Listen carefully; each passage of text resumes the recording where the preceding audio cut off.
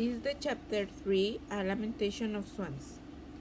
Dripping wet, Ram didn't weigh 100 pounds, and even wearing her running shoes, she didn't reach 5 feet tall. Now, sitting down with her skinny neck drooping over the table, she looked like Swan peering into a lake. Owen and I slid in across from her. She folded her hands and looked at us. Her face seems tired, but not happy-tired like after working in the garden and all with Fabiola. Instead, it was worry-tired. I saw in her eyes, as if something bad was about to happen. The purple and yellow curls on her head seemed much too cheerful for her face. I know you probably don't remember much about your mother, said Ram, talking real slow as if wouldn't understand her if she sped up. I've told you the story of how Terry Lynn came to live with me. We had heard it, but only once in glorified detail because Graham was not one of rehearsing events from the past. Owen and I retold it to each other so many times that we might as well have been reciting from a storybook. It had started way back. After Graham was widowed, her daughter got married and ran off to live in Kentucky. Graham said it broke her heart to lose her only child to fall in a state of so far away. Her daughter and son-in-law had one child, Terry Lynn. Graham had only seen her a few times during her young life. Then, when Terry Lynn was a teenager, her parents suffered a car crash and died 2 weeks later in the hospital. Terry Lynn was sent to live with her other grandparents. From what Grant could figure out, Terry Lynn defied them so much that they finally didn't want her anymore. Graham was her only other living relative, so they put Terry Lynn on a Boston lemon tree. She arrived, mad at the world and almost grown. When she came to live with me, there just wasn't much I could do with her, wild as she was, said Graham. And then Walker Gordon had their summer company picnic and you bought Skyla. I continue. And Fabiola and Bernardo bought some men who were visiting them from their town in Mexico. Graham nodded. Terry Lynn met Santiago, a gentle, sweet man, and so handsome. She looked like those Latin singers to see a magazine. He was smart and full of life and spoke English enough to get by. Those two loved each other like crazy, for a while at least. They were really just children themselves. Then they got married, said Owen. Then they had Naomi. Then they had me. They lived in a little studio apartment, but it was like putting a pack of angry cats in a wood box, said Graham, shaking her head. The obligation of you two came into this too, and their marriage just never thickened. They thought that if they went to Mexico, everything would be better. Then they took us to Rosarito Beach so our dad could make lots of money fishing and our mom could make lots of money bringing people here on the beach, said Owen.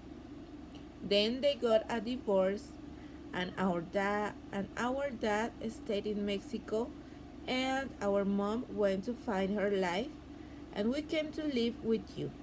My apartment was small as a cracker tin, said Gram. And here I was with you two and Owen, a whirling dervish. My notion was that children need wide open space to be wild monkeys. Fabiola told me about the trailer rancho and how it backed up to all the avocado trees. I suspected that Fabiola and Bernardo wanted us close so they could help out with your kids.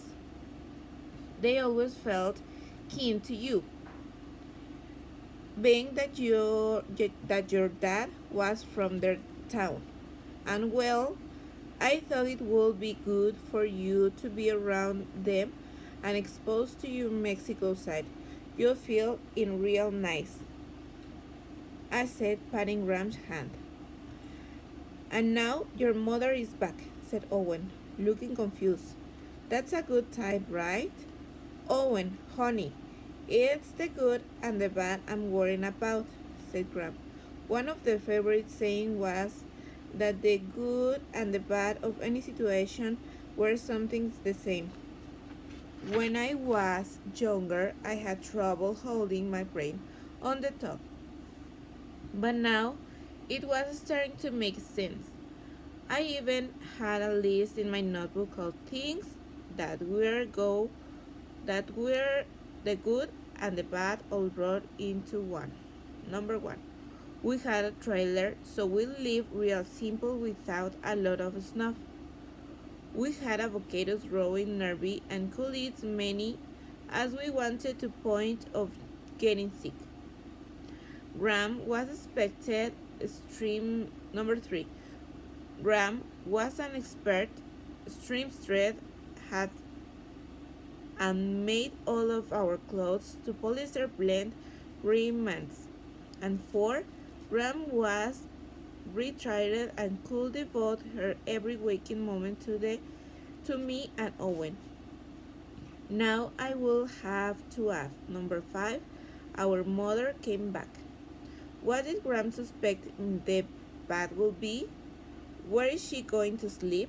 Asked Owen. How about she sleeps in my bed and I could sleep on the floor? I can pretend I'm camping. Baby Beluga had a living room kitchen.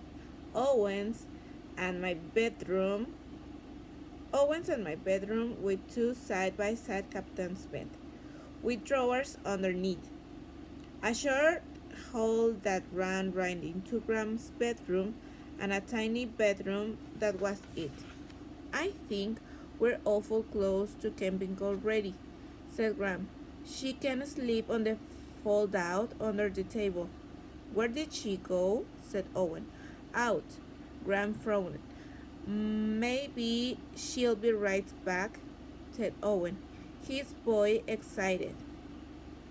Maybe she just went out to pick up a pizza and ice cream so we can sit around together and talk about what we've been doing for all these years.